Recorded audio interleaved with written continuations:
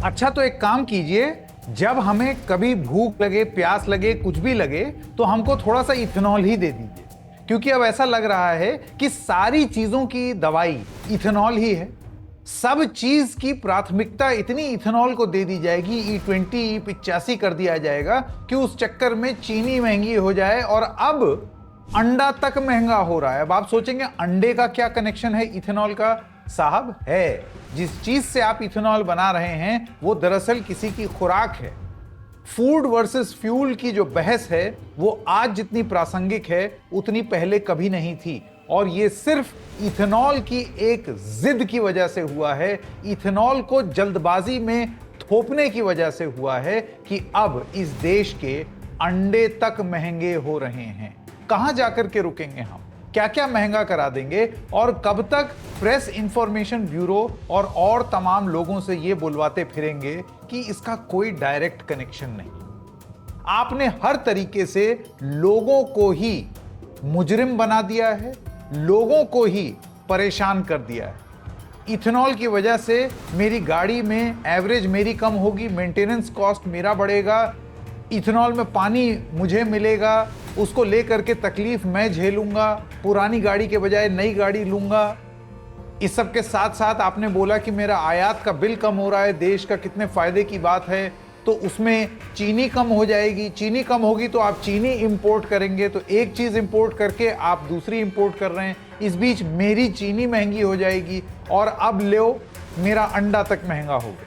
ये पूरा मामला क्या है, इसको जरा विस्तार से समझते हैं, इससे पहले कि सरकार फिर डिनायल देने का प्रयास करे और ये बताए कि ये सब भ्रम है, भ्रम।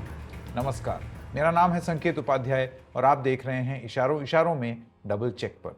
तो सनी साइड डाउन अंडा बनता है ना, सनी साइड अप।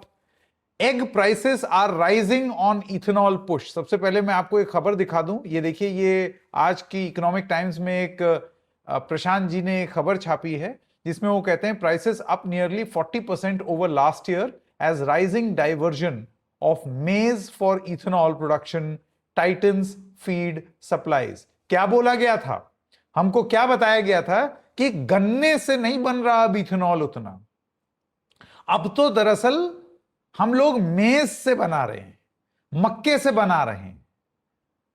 आपको सरकारी प्रेस रिलीज दिखाता हूं, कहीं आप भूल गए हो। ये देखिए, प्रेस इंफॉर्मेशन ब्यूरो की एक प्रेस रिलीज है, क्योंकि गन्ने जब चीनी के दाम बढ़े तो गन्ने पर सवाल उठने शुरू हुए। एक एपिसोड आप उस पर हमारा देख ही चुके हैं जिसमें हमने आपको बताया है कि कैसे ये भी फिगर झूठ है, ये सच नहीं है। सरकार कह रही है कि नहीं, इथेनॉल की वजह से चीनी का दाम नहीं बढ़ा है, क्योंकि गन्ने से अब इथेनॉल बनती ही नहीं, सिर्फ 9% बनती है। लेकिन आंकड़ा दर आंकड़ा यह बता रहा है कि किस तरीके से अभी भी शुगर केन से 32% इथेनॉल शुगर केन और शुगर केन बाय प्रोडक्ट से बनता है। तो यह झूठ है फिगर, ये क्योंकि जो डिस्टिलरी हैं वो खुद ये आंकड़ा रिलीज कर रहे हैं। अच्छा, उसके नीचे देखिए क्या लिखा है, nearly 3/4 of ethanol now comes from grains particularly मेज। यानी कि इसमें इन्होंने चावल भी जोड़ दिया है, लेकिन अगर आप वैसे अनुपात देखें तो आपका जो मेज है, मक्का, वो अब बहुत ज्यादा इस्तेमाल हो रहा है, काफी इस्तेमाल हो रहा है, ये आप मान के चलिए।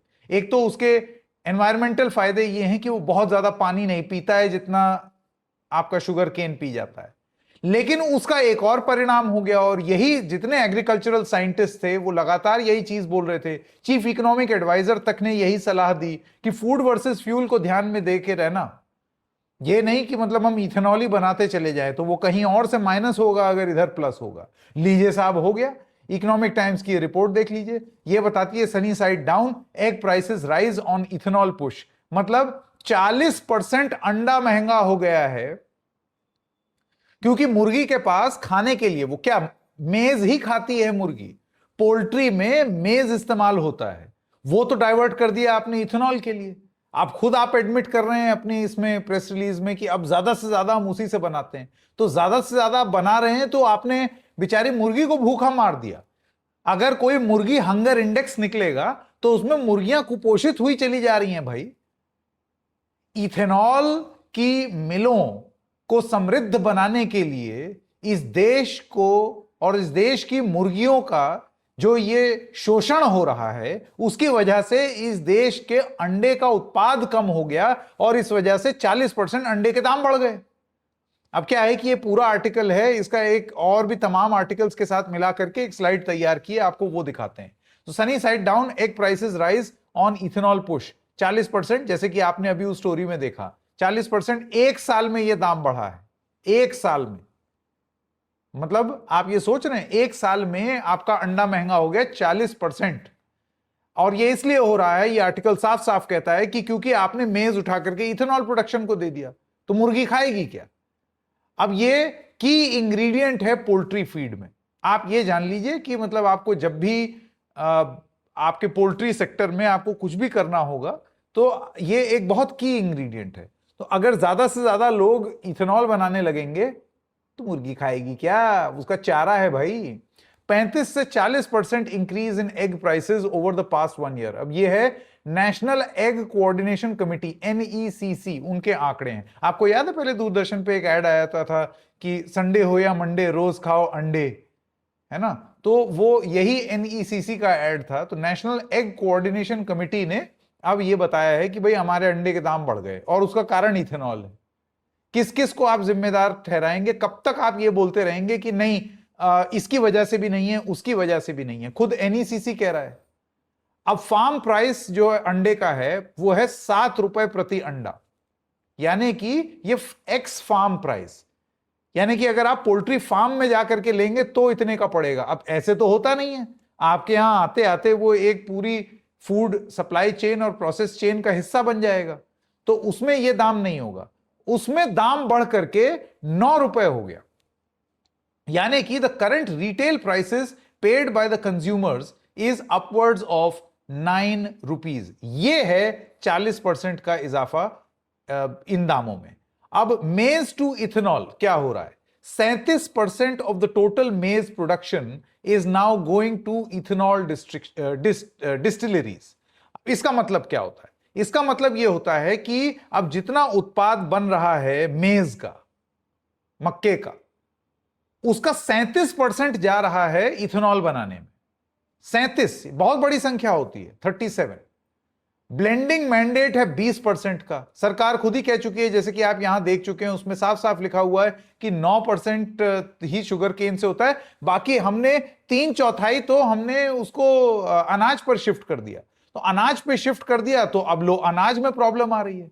20% ethanol blending in petrol supplies हो रही है। और आगे बढ़ते हैं। कॉस्ट इंपैक्ट, 65 से 70% of poultry production cost come from मेज, यानी कि आपके पोल्ट्री का जो प्रोडक्शन है उसका जो ज्यादा से ज्यादा खर्चा होता है वो इसी खाने से आता है। भाई जब इनपुट महंगा होगा तो आउटपुट भी महंगा हो जाएगा।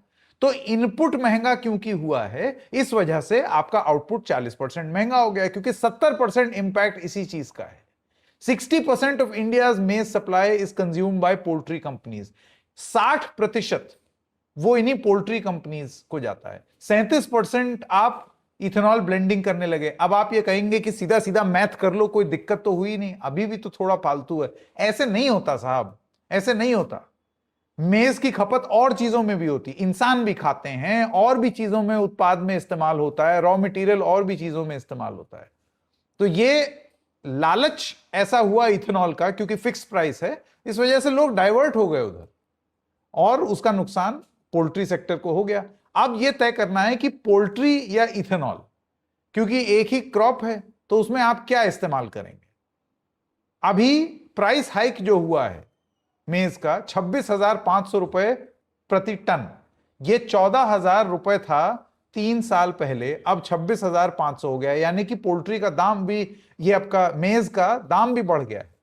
प्रोडक्शन फिगर्स कुछ इस तरीके से हैं, जैसे कि आप देख सकते हैं 43.4 मिलियन टन ये टोटल उत्पाद होता है मेज का, और 17 मिलियन टन अब इथेनॉल में इस्तेमाल हो रहा है।